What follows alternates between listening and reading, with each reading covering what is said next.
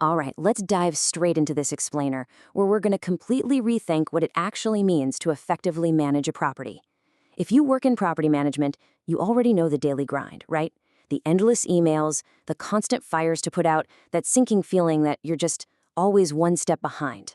Well, today, we're tapping into some brilliant insights from industry expert Steve Anderson to look at a fundamental shift in how that daily grind should begin. We are going to completely flip the script on how you manage your community. Anderson hits us with a hard truth right out of the gate.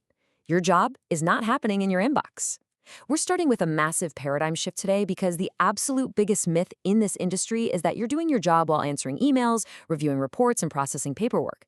I mean, sure, those admin tasks are important, no doubt about it, but they are absolutely not where effective property management actually happens. The property itself, the concrete, the hallways, the physical space your residents call home, that is where the real work is. Think about a wildly successful retail store for a second. A retail manager doesn't run things by hiding in the back office all day staring at a computer monitor. No way. They're out there walking the sales floor. They're checking their inventory. They're looking at the displays. They're feeling the vibe of the customer experience.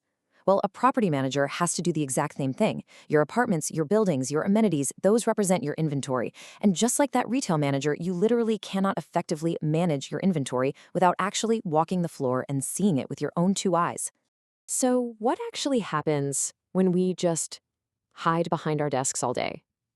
If you aren't out there physically inspecting your inventory, this massive creeping disconnect starts to develop. When you rely only on your inbox, you completely lose touch with reality. You basically start managing a fictional version of your property that only exists on spreadsheets and vendor emails, while the actual physical property right outside your window is telling a completely different story. The scary thing is, ignoring the property doesn't make problems magically disappear. It just delays them until they're too big to ignore. Without daily visibility, those hidden problems just sit there in the dark until, boom, they explode. We're talking about furious one-star Google reviews coming out of nowhere. We're talking about a line of angry residents waiting outside your office, or getting totally blindsided by corporate leadership who pop in and notice things you completely missed. By the time these issues finally hit your desk, you're entirely in reactive mode, just putting out fires instead of preventing them. Now, you might be sitting there saying, hey, I already do a daily property walk. But there is a huge difference between what Anderson calls the fake walk and the true walk. Rolling through your complex in a golf cart or driving your car with the AC blasting, the radio on, and the windows rolled up, honestly, that's just a drive-by. You're essentially watching a silent movie of your property rather than interacting with it. You might catch the broad strokes, sure, but you are totally missing the crucial granular details.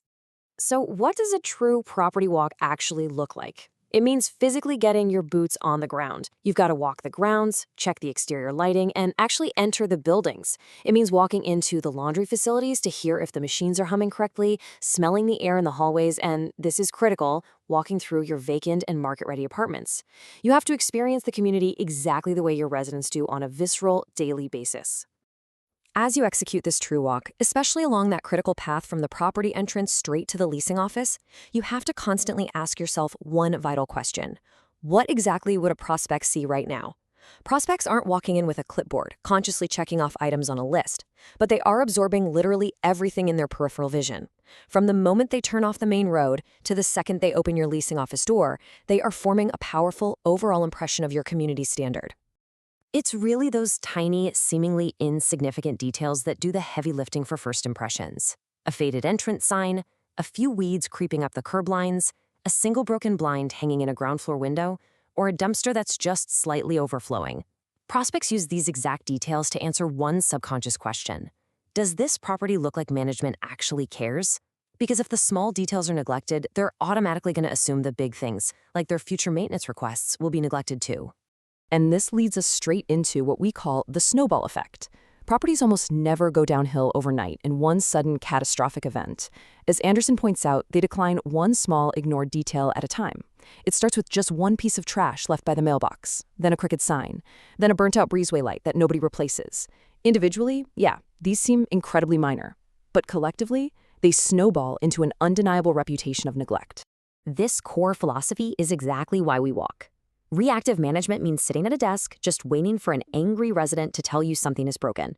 But proactive management, which is entirely unlocked by a true daily walk, means finding that leak, that broken lock, or that trip hazard before a single work order is ever submitted.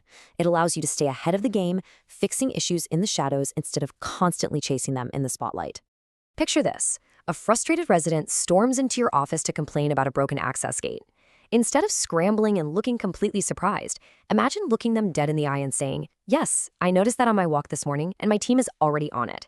The amount of trust that one specific response builds is absolutely staggering. It reassures the resident, it proves someone truly cares, and it sends a message of pure competence that a mass email could never, ever match. You simply cannot manage what you do not see. When Anderson talks about the harsh realities found on physical walks, he's talking about stuff that will never, ever show up on a corporate spreadsheet.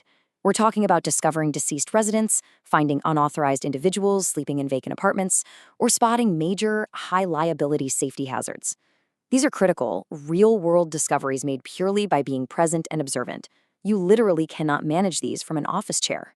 Okay, I can almost hear some of you yelling at the screen right now. I don't have time to walk my property every day. And hey, you aren't alone. It is by far the most common pushback from overwhelmed managers. When you are drowning in a sea of emails, staffing challenges, budget meetings, and vendor issues, it feels like you simply cannot afford to step away from your desk for even a single minute. But let's do a quick reality check here. 30%. Steve Anderson spent roughly 30% of his day out on the property. Not all day, not 50%, but enough to lead effectively. That time spent walking isn't wasted time, it's preventative time. By investing a fraction of your morning outside, you are actively preventing the crises that would absolutely consume your afternoon. Spending 30% of your day outside prevents you from spending 100% of your day putting out massive fires. And there's this really cool ripple effect here too. When you, as the manager, stop to pick up a stray piece of trash, you aren't just cleaning up. Like Anderson says, you aren't teaching people how to pick up trash. You're teaching them how to notice the things that affect a resident's experience. You are modeling the standard. By addressing the small things yourself, you're actively training your entire team to never, ever walk past a problem. At the end of the day, a property is a literal, physical mirror of its leadership.